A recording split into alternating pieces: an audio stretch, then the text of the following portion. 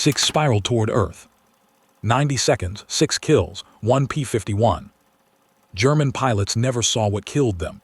They scanned open sky, they checked their tails, they followed doctrine. And still they died. The American who shot them down wasn't faster, he wasn't luckier. He had done something. Something German pilots couldn't figure out in time. Spring of 1944. The sky over Western Europe belongs to no one and everyone. American daylight raids push deeper into the Reich, German. Interceptors rise to meet them. The air war has become brutal mathematics, altitude, fuel range, firepower. Bomber crews die by the hundreds. Escort fighters stretch their legs farther each week, burning fuel they can barely spare, racing home on fumes and prayer. The P-51 Mustang changes the equation. With drop tanks and a built Merlin engine, it can escort bombers all the way to Berlin and back. It turns than a 190. It outruns a 109 in level flight. American pilots begin to believe they can win the air. But belief doesn't solve the core problem. You can outfly the enemy, you can outshoot him. But first, you have to see him before he sees you. In the vertical chaos of a dogfight, spotting the enemy is harder than killing him. Pilots crane their necks until spines ache. They squint into sun glare. They scan horizon in segments, quadrant by quadrant, knowing the one patch of sky they don't check might kill them. And even when you see him, he might see you first. Most American fighters wear olive drab over neutral gray. It's practical, factory efficient. Standard across all fighter groups. But at 20,000 feet, where most combat happens, something isn't working. Enemy pilots seem to spot American fighters first. They choose when to engage. They dictate the terms. Some pilots start to wonder if there's a pattern they're missing. One captain in the 8th Air Force begins to notice something no one else is talking about.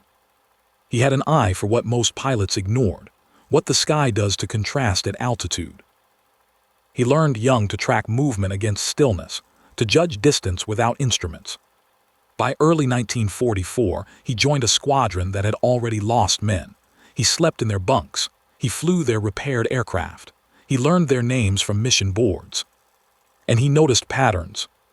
At altitude, German pilots seemed to spot his squadron early, too early. As if the American fighters were announcing their presence miles before engagement. The captain studied the sky at 20,000 feet during long escort missions. He watched how colors shifted with altitude, how dark objects stood out like targets, how light objects disappeared into haze. He watched bomber formations blend into clouds, while his own flight remained visible for miles. After a mission where 2 pilots didn't come back, he approached his crew chief. "I want to try something." The crew chief looked up from an engine he was working on. "Try what?" "I want to change something about how my aircraft looks at altitude." The crew chief set down his wrench. "What kind of change?" "Can't explain it yet, but I think the way we're painting these fighters is getting people killed." The crew chief studied him, thought about the empty, the names erased from mission boards. The letters packed up and sent home. "If this goes bad, I'm telling them you ordered it." Fair enough. 3 days later, the captain's P-51 looks wrong on the ground. Not damaged, not modified. Just out of place. Like it doesn't belong on the same flight line as the others. Other pilots notice immediately. "What the hell did you do to your aircraft?" "Trying something." "Trying what?" "I'll know after the next mission." Lieutenant, one of the squadron's most experienced pilots, walks around the aircraft. "You know this violates about 6 regulations, right?" "I know." "Germans will see you from France." The captain runs his hand along the fuselage. The color is strange, almost counterintuitive. Maybe, or maybe they won't.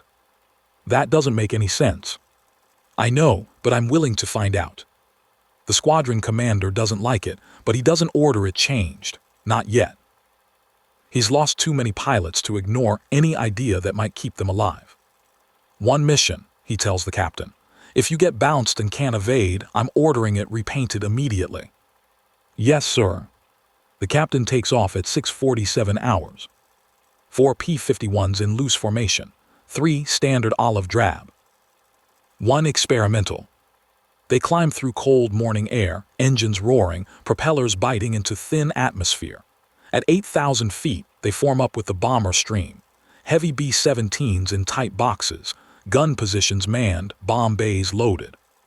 At 12,000 feet, they cross into contested airspace. Radio chatter increases.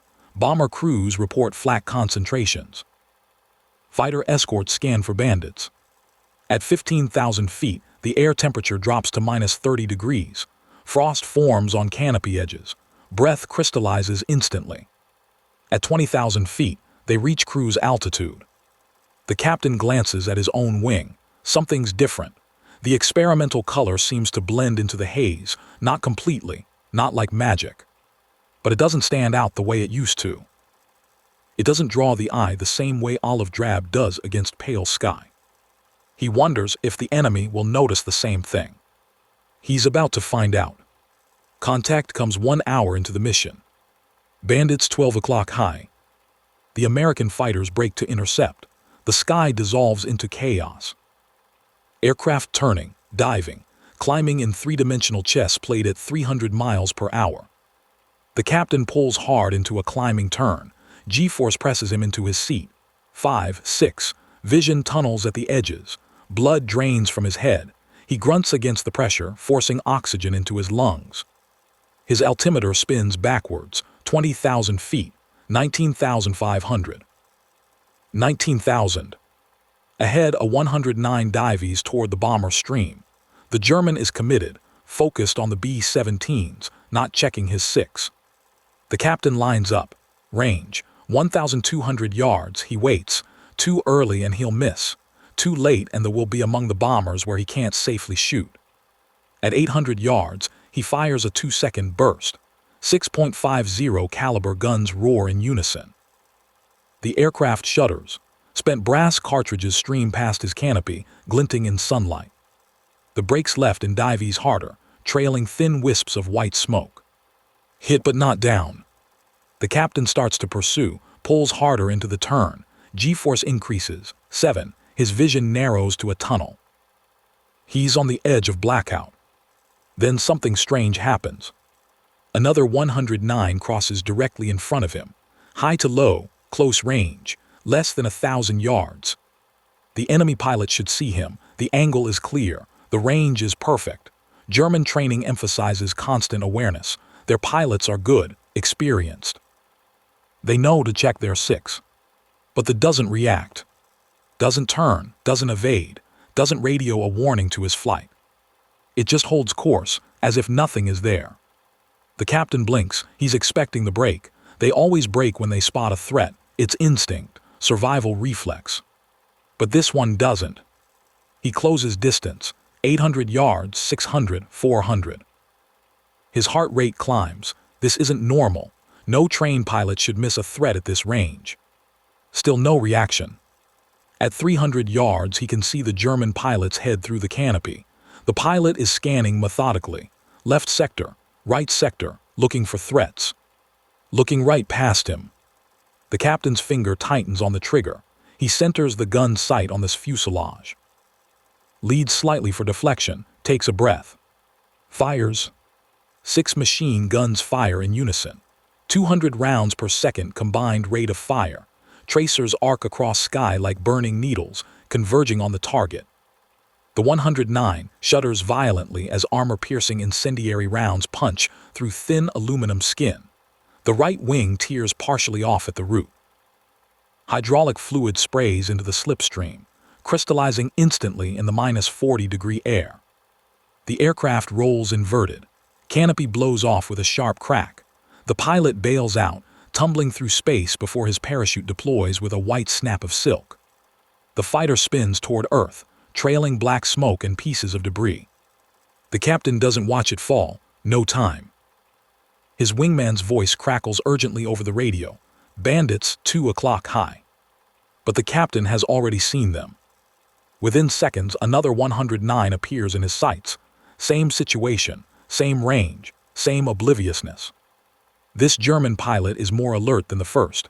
His head swivels back and forth constantly, scanning quadrants, checking blind spots, doing everything right according to training. But his gaze slides right over the experimental P-51. His brain registers empty sky where a deadly threat actually exists. The captain fires again, another 2-second burst. This engine explodes in a ball of orange flame, pieces of cowling tear away. The aircraft noses over into a vertical dive. No parachute this time. His wingman's voice, "Jesus lead, how many is that?" The captain doesn't answer. He's already turning, already searching for the next target. Ammo counter reads 800 rounds remaining, enough for maybe 2 more engagements. Then his luck changes. A 190 drops on him from above. High side attack. The German has altitude advantage and speed. Professional intercept. Bandit on your 6, brake right. The captain yanks the stick hard right. G-force slams him sideways. 8-9. His vision grays completely. The aircraft groans under the stress. Tracers flash past his canopy. Bright green German ammunition streaking through the air where he was a second ago. He rolls inverted and pulls through. Negative push him against his harness. Blood rushes to his head. His vision goes red at the edges. The overshoots, unable to match the P-51's turn radius. The German pilot realizes his mistake too late. Now the captain is behind him. But the pilot is good. He doesn't panic. He pushes into a split S, diving for speed, trying to extend and reset. The captain follows. Airspeed builds rapidly. 350 miles per hour, 400, 450. The aircraft shakes. Control surfaces stiffen. At 12,000 feet, the pulls out of the dive and brakes hard left. The captain stays with him. Turn radius. Better energy retention. The P-51's advantage. He pulls lead, centers the gun sight. The is weaving now, desperate, but it's not enough. The captain fires. The tail section disintegrates. The aircraft tumbles out of control. The pilot ejects. Another white parachute against gray sky. 3 kills confirmed, maybe 4. The captain climbs back to altitude, breathing hard, adrenaline surging. His hands are shaking slightly. His mouth is dry. His wingman pulls alongside. Through the canopy, the captain can see him pointing downward at the smoking wrecks scattered across the landscape below. Radio crackles. What the hell was that? The captain looks at his own wing, studies the experimental color against the pale sky. Even he has trouble seeing it clearly when he glances away and looks back. "I don't know yet," he says, "but they couldn't see me." "Couldn't see you at what range?" 300 yards. Long silence on the radio. "That's impossible." "I know." "What did you do?" The captain studies his wing again. "Something different." From the German side, the engagement makes no sense. Weber leads his into the bomber stream using standard intercept tactics. Attack from the sun, high to low. Identify escorts before committing to the attack run. At 8:47 hours, he makes his last correct decision. He checks his 6 clear. He scans for escort fighters, sees 3 olive drab P-51s turning to intercept, exactly where doctrine says they should be. He doesn't see the 4th. He positions his for the attack, everything by the book, everything according to the training he received at. Everything his instructor drilled into him about bomber intercepts. Everything perfect. And it doesn't matter. Weber's wingman dies first, one moment holding formation 200 meters off Weber's right wing. The next moment his aircraft explodes in a ball of orange flame and black smoke. No warning, no evasive maneuver, no radio call. Just sudden violent death. Weber scans frantically. Where did that come from? His head swivels left, right, checking above, checking below. Nothing, just haze and distant contrails and the bomber stream ahead. Another pilot from his dice, then another.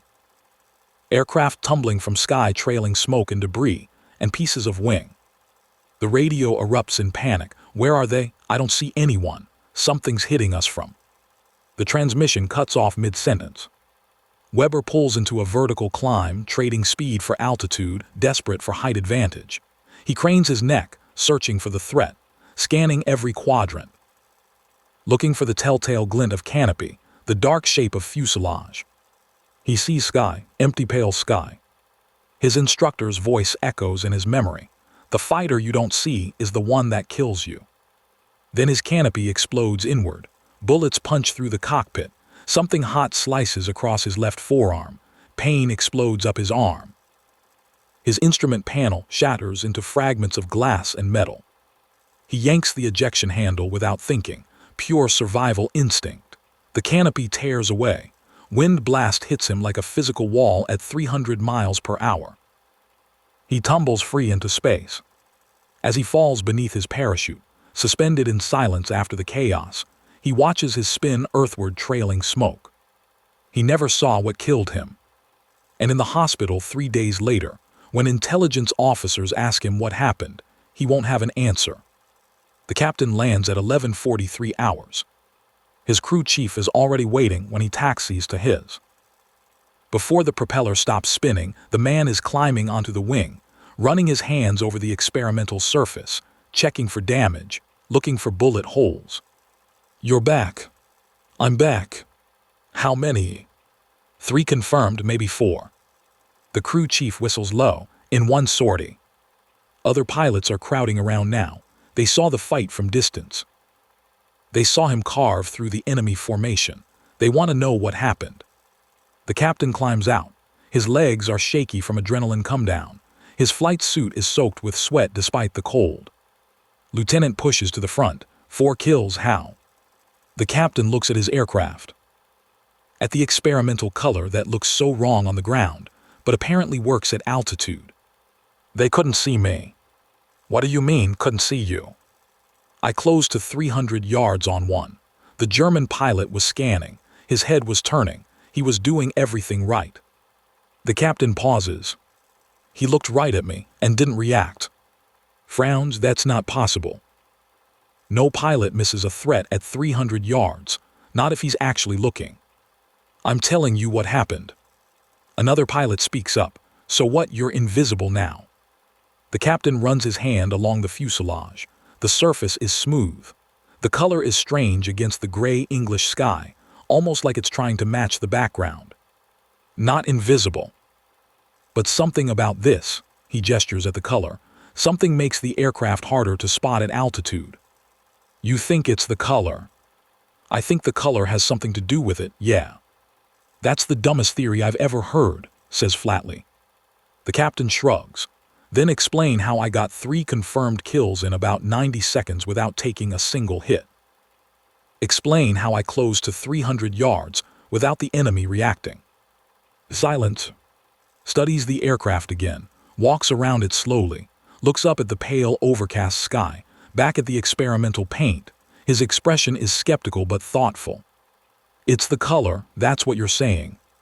"That's what the evidence suggests." Evidence repeats. "You got lucky once. 3 times in one fight isn't luck." More silence. The other pilots exchange glances. Some look skeptical, others look curious. Studies the paint scheme one more time. "Where do I get mine done?" Within hours, 5 more pilots ask their crew chiefs about the experimental color. Within 3 days, 10 aircraft in the squadron wear similar schemes. The crew chiefs experiment with the exact shades, trying to match what the captain's aircraft has. Within a week, the results start coming in. They're consistent, unnervingly consistent. Pilots flying the lighter aircraft report getting bounced less frequently. They report closing to closer ranges before enemy fighters react. They report surviving encounters that should have killed them. The squadron commander notices. He's deeply skeptical of the theory. Paint doesn't make aircraft invisible. That's absurd. But he's pragmatic about the results. Pilots flying lighter colors are coming back. Pilots flying standard colors are dying at the same rates as before. "Paint 20 more aircraft," he orders. Same scheme. "I want a full flight test." Word spreads. Other squadrons hear about the experiment. Some commanders dismiss it as superstition. Paint doesn't affect combat performance. That's not how physics works. But pilots are pragmatic. They talk to each other. They compare results. And the results keep coming back the same way. Lighter aircraft survive at higher rates. Within a month, Half the fighter groups in the 8th Air Force are experimenting with lighter colors. Authorization hasn't come through official channels yet. Regulations still specify olive drab, but regulations are written by people who aren't getting shot at. The innovation spreads organically. Not because of orders, not because of official studies, because it works, because pilots who fly lighter colors come home more often. And in warfare, what works survives. The German Luftwaffe eventually realizes something has changed. It takes weeks. The pattern emerges slowly from mission reports and intelligence debriefs. American fighters are harder to spot at altitude. Intercepts that should work aren't working. Kill ratios are shifting. Their intelligence officers try to understand why. They interview surviving pilots. They examine gun camera footage. They study engagement patterns. Some pilots report American fighters appearing from nowhere. Others report closing on what they thought was clear sky, only to take fire from an aircraft they swear wasn't visible seconds before. The reports don't make sense. Aircraft don't become invisible. That's not possible.